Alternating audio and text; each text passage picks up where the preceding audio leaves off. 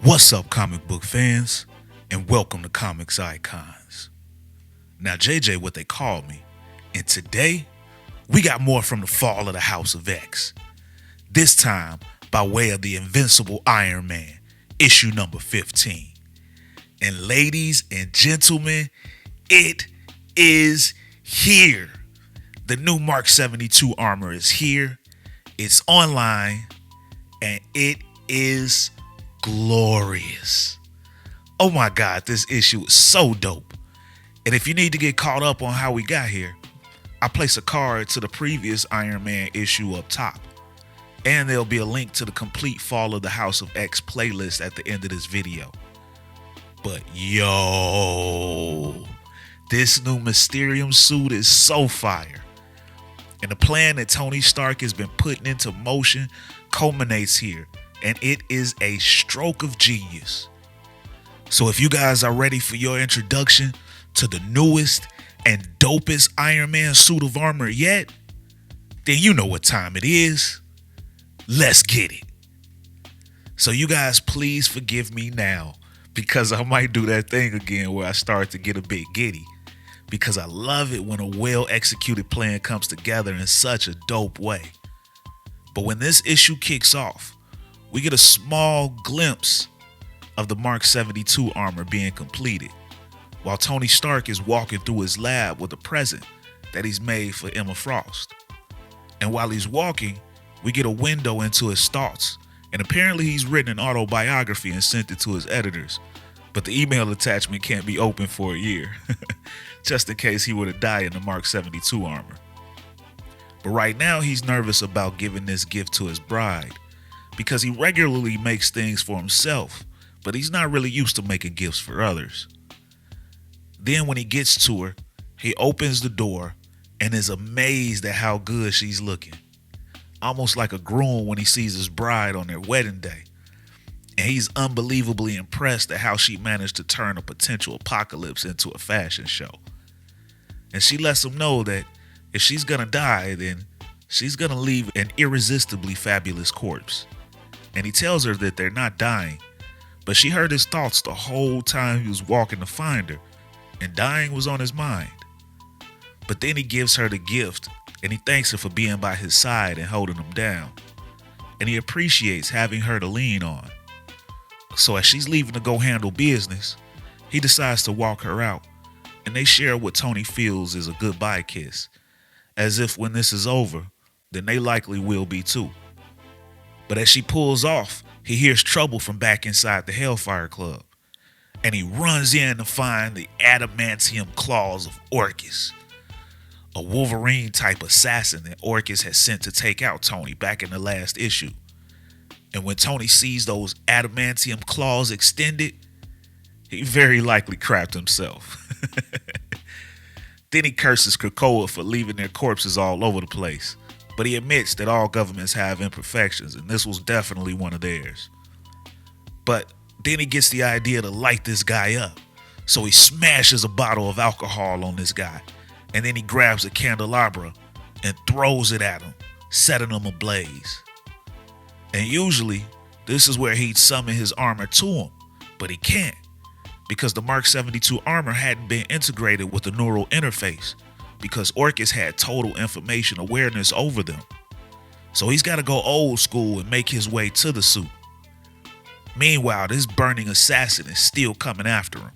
Now with his clothes fully burned off, we can see that this is a sentinel built on Wolverine's skeletal frame. And he's kind of got Tony boxed in from running. And just in the nick of time, Fist shows up and tosses Tony his cane, made from Mysterium. And I kind of like it, seeing Fist rocking with Tony Stark and the mutants. It seems to make one of the more resourceful team-ups in Marvel. But this cane only provides Stark with assistance for only a moment, because this Orchis Sentinel grabs the cane from Stark and he hurls it in the opposite direction. And now Stark is screwed as he takes a swipe to the chest. But just in the nick of time, Emma strolls back in because she had forgotten something, and she steps in full diamond form. So as she's able to hold back this adamantium sentinel, she tells Tony to run and go get the suit. But Tony, he's really messed up right now, and he leaves a bloody trail on his way back to the lab. Meanwhile, Emma is doing her best to fight off this Orcus weapon.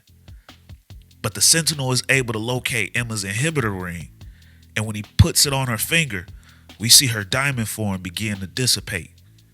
And now, she's completely exposed. But just as she showed up to save Tony in the nick of time, he quickly returns the favor and does the same. And we finally get to see the new Mark 72 armor as Tony flies straight up from the floor beneath him. And from first glance, this thing looks sick. And I love the black mixed in with the typical red and gold. Very well done on the artwork here. And this armor is immediately put to the test when he lands, as this Sentinel goes right for Tony's gut with his adamantium claws. But the adamantium is stopped, and it actually bends back. The Mysterium holds up perfectly against adamantium. Wow. Then Tony simply crushes the head of this Sentinel, and it is no more. And wifey, she's quite impressed, as am I. Those adamantium claws curled up like a tin can as soon as they made contact with the Mysterium. Tony Stark is about to be so OP now, and I can't wait to see what else he'll be able to do with it. Then Tony and Emma leave the mansion with Tony thanking her for coming back for him, but she lets him know that she actually came back for the gift that he made. But Tony, of course, is like, well, I'm writing it in my memoir anyway that you came back for me. Typical Tony.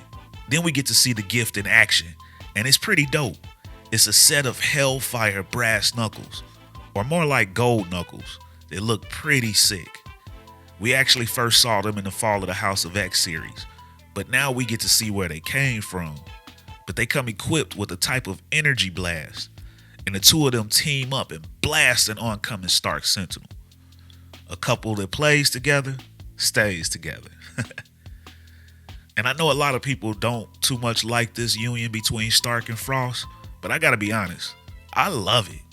To me, they make a true Marvel power couple, and they've had some pretty sick team up moments in this series, especially back in the Invincible Iron Man number 13, when he shoots his blasters off of her diamond form to take out a room full of bad guys. Kind of like in the MCU when he teams up with Cap and reflects blasts off of Cap's shield. But now these guys go their separate ways, as Emma heads off to the events of the Fall of the House of X issue number 1. Tony, meanwhile, he flies off to Australia, where the ships from the last issue that Ironheart and Forge helped to build were flying down in front of Orcus's view. Tony wants to make sure that he's seen en route to these ships. Then we transition to the Orcus space station, and Fei Long is indeed watching as Iron Man is headed towards the ships. So Iron Man's plan is working so far. And as we see that Dr. Stasis is trying his hardest to convince Fei Long to focus on the big picture instead of one Avenger, Fei Long disregards Stasis. He's trying to figure out why Stark is headed towards the ships, and he sends all the Sentinels to converge on Iron Man. Then it hits him, as we see Iron Man landing at the same place the ships land in the Outback, and Iron Man thinks to himself that he wishes he could have seen the look on Fei Long's face when he figures out the game being played, that they fed him the landing of the mutant invasion. Then we go back to Fei Long, who now realizes that these aren't ships, and he lets out an energy blast, destroying the computers. And Dr. Stasis is still trying to put the pieces together, noticing that there are no signs of life on these ships. So where are the mutants? Because if you remember back in issue number 14, they had Firestar feed info to Orcus that it was going to be an invasion of the mutants of Araco, which is why when the ships left the dwarves, they flew to Araco first and landed in view of the Orcus satellites before heading down to Earth. But now Fei Long, he runs to his armor, his War Machine Sentinel that he built for himself. The most dangerous armor on Earth, Stark calls it. And Fei Long deploys and heads for the Australian Outback. And now Stark can see that Fei Long is taking the bait. Game on. Then we see Stark, who's landed in the Outback, along with the ships built in space by Ironheart, Forge, and the dwarves of Nidavellir. And Stark notices that Fei Long sent all the Stark Sentinels to him, just as Stark wanted. As he reveals that he used Fei Long's pride against him because Ironheart didn't go to space to build an attack fleet for mutants. Then Stark tells us that the Mark 72 is the most advanced armor he's ever undertaken with the fewest resources. And its primary function is to be a flight suit for his most powerful creation ever, the Sentinel Buster. Yo, this dude straight up faked an invasion only to bring in a new Sentinel Buster suit as he yells for Fei Long to come and face his end. And we can see that this new unit towers above all these Stark Sentinels. And that, my friends, is the end of this issue. So what did you guys think about the issue? And how sick is that new Mark 72 armor? The way he made light work of that adamantium sentinel, you know he's about to go completely ham on these Stark Sentinels. I love how he put this plan into motion and made sure that Fei Long was watching as he still managed to pull the wool over his eyes. Tony Stark is the man, y'all. And the art in this issue was sick too. But I can't wait to see this Sentinel Buster in action.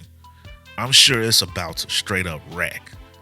But again, I want to hear from you guys on what you're hoping to see in the next issue, as well as what you're feeling about Iron Man's run and allying with the mutants here. And also, I want to hear your thoughts on this whole Fall of the House of X event as well. But as always, if you guys enjoyed this video and this channel, and you'd like to support the channel, then you can do so by joining the new Iconic Fan Club channel membership. With your membership, you'll gain access to weekly interactive live streams with yours truly in front of the camera, where we can talk about everything that's been going down in all these issues, as well as ones that you'd like me to go over in the future, and other comic book news as it drops. Plus, you'll get loyalty badges, member shoutouts in these videos, and more. Or you can donate to the channel with a super thanks.